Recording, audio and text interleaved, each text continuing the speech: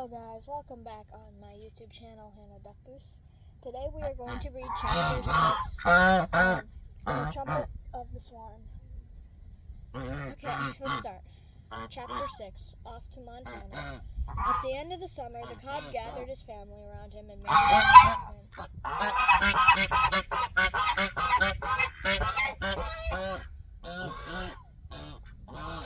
Children, he began, I have news for you. Summer is drawing to a close. Leaves are turning red, pink, and pale yellow. Soon the leaves will fall. The time has come for us to leave this pond. The time has come for us to go. Go? Cried all the cygnets except Lewis. Certainly, replied their father. You children are old enough to learn the facts of life, and the principal fact of our life right now is this. We can't stay in this marvelous location much longer. Why not? Cried all the cygnets except Lewis. Because summer is over, said the cob, and it is the way of swans to leave their nesting site at summer's end, and travel south to a milder place where the food supply is good. I know that you are all fond of this pretty place, this pretty pond, this marvelous marsh, these reedy shores, and restful retreats. You have found life pleasant and amusing here. You have learned to dive and swim underwater. You have enjoyed our daily recreational trips when we formed in line, myself in front swimming gracefully like a locomotive, and your charming mother bringing up the rear like a caboose. Day long you have listened and learned. You have avoided the odious otter and the cruel coyote. You have listened to the little owl that says coo, coo, coo, coo, coo. You have heard the partridge say twit, twit. At night you have dropped off to sleep to the sound of frogs, the voices of the night. But these pleasures and pastimes, these adventures, these games and frolics, these beloved sights and sounds must come to an end. All things come to an end. It is time for us to go. Where will we go? Cried all the cygnets except Lewis.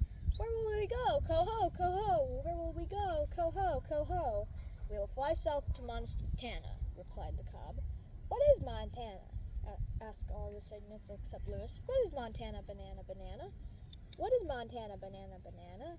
Montana, said their father, is a state of the Union, and there, in a lovely valley surrounded by high mountains, are the Red Rock Lakes, which nature has designed especially for swans. In these lakes you will enjoy warm water arising from hidden springs. Here ice never forms, no matter how cold the nights. In the Red Rock Lakes you will find other trumpeter swans, as well as the lesser waterfowl, the geese and the ducks. There are few enemies, no gunners, plenty of muskrat houses, free grain, games every day. What more can a swan ask in the long, cold of winter? Lewis listened to all this in amazement. He wanted to ask his father how they would learn to fly and how they would find Montana even after they learned to fly. He began to worry about getting lost, but he wasn't able to ask any questions. He just had to listen. One of his brothers spoke up. Father, he said, you said we would fly south. I don't know how to fly. I've never been up in the air. True, replied the cob, but flying is largely a matter of having the right attitude, plus, of course, good wing feathers. Flying consists of 3 parts. First, the takeoff, during which there is a lot of fuss and commotion, a lot of splashing and rapid beating of the wings. Second, the ascent, or gaining of altitude, and this requires hard work and fast wing action.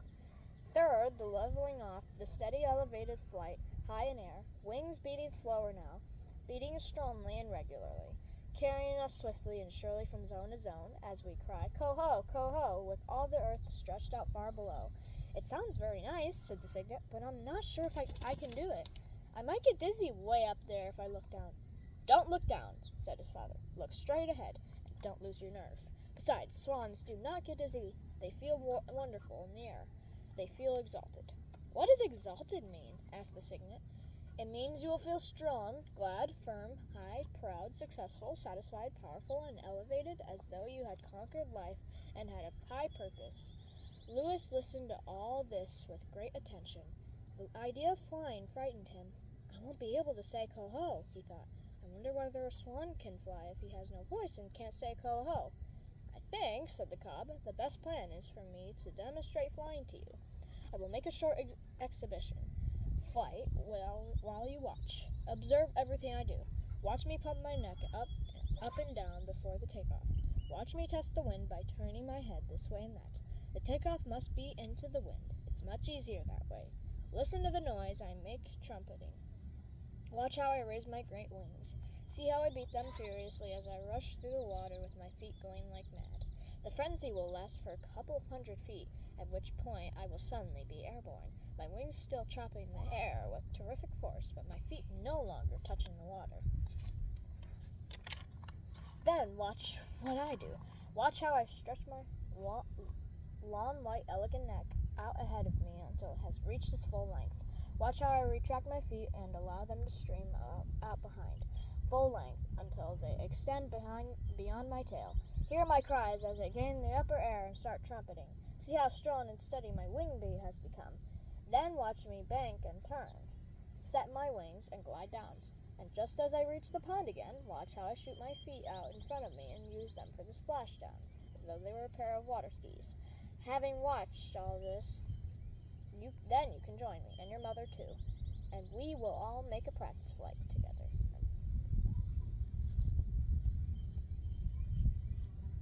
Practice flight together until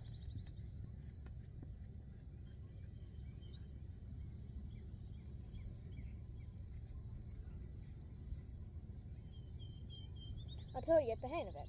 Then tomorrow we will do it again, and instead of returning to the pond, we will head south to Montana. Are you ready for my exhibition flight? Ready, cried all the cygnets except Lewis. Very well, here I go, cried the cub. As the others watched, he swam downwind to the end of the pond, turned, testing the wind, pumped his neck up and down, trumpeted, and after a rush of 200 feet, got into the air and began gaining altitude. His long white neck stretched out ahead, his big black feet stretched out behind. His wings had great power. The beat slowed as he settled into sustained flight. All eyes watched. Lewis was more excited than he had ever been. I wonder if I can really do it, he thought. Suppose I fail, then the others will fly away, and I will be left here all alone on this deserted pond with winter approaching, with no father, no mother, no sisters, no brothers, and no food to eat when the pod freezes over. I will die of starvation. I'm scared. In a few minutes, the cob glided down out of the sky and skidded to a stop on the pond. They all cheered. Coho, coho, beep, beep, beep, beep. All but Lewis. He had to express his approval simply by beating his wings and splashing water in his father's face. All right, said the cob. You've seen how it's done. Follow me, and we'll give it a try. Extend yourselves to the utmost. Do everything in the proper order. Never forget for a minute that you are swans and therefore excellent flyers, and I'm sure all will be well. They all swam downwind to the end of the pond. They pumped their necks up and down. Lewis pumped his harder than any of the others. They tested the wind by turning their heads this way and that. Suddenly the cob signaled for the start. There was a tremendous commotion, wings beating, feet racing, water churned to a froth.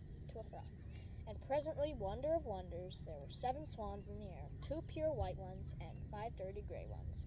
The takeoff was accomplished, and they started gaining altitude. Lewis was the first of the young cygnets to become airborne, ahead of all of his brothers and sisters. The minute his feet lifted clear of the water, he knew he could fly. It was a tremendous relief as well as a splendid sensation. Boy, he said to himself, I never knew flying could be such fun. This is great. This is sensational. This is superb. I feel exalted, and I'm not dizzy. I'll be able to get to Montana with the rest of the family. I may be defective, but at least I can fly. The 7 great birds stayed aloft about half an hour, then returned to the pond, the cob still in the lead. They all had a drink to celebrate the successful flight. Next day they were up early. It was a beautiful fall morning, with mist rising from the pond and the trees shining in all colors. Toward the end of the afternoon, as the sun sank low in the sky, the swans took off from the pond and began their journey to Montana. This way, cried the cob. He swung to his left and straightened out a southerly course. The others followed, trumpeting as they went. As they passed over the camp where Sam Beaver was, Sam heard them and ran out. He stood watching as they grew smaller and smaller in the distance and finally disappeared. What was that? What was it? Asked his father, when Sam returned indoors. Swans, replied Sam. They're headed south. You'd better do the same, said Mr. Beaver. I think Shorty will be here tomorrow to take us out. Mr. Beaver lay down on his bunk. What kind of swans were they? He asked. Trumpeters, said Sam. That's funny. said Mr. Beaver. "I thought trumpeter swans had quit migrating. I thought they spent the whole year on the Red Rock Lakes, where they are protected." "Most of them do," replied Sam, "but not all of them." It was bedtime. Sam got out his diary. This is what he wrote. "I heard the swans tonight. They are headed south. It must be wonderful to fly at night. I wonder whether I'll ever see one of them again. How does a bird know how to get from where he is to where he wants to be?" Well, guys, that was the end of Chapter 6 of The Trumpet of the Swan. I hope you enjoyed this video. Leave a like and subscribe. And stay free.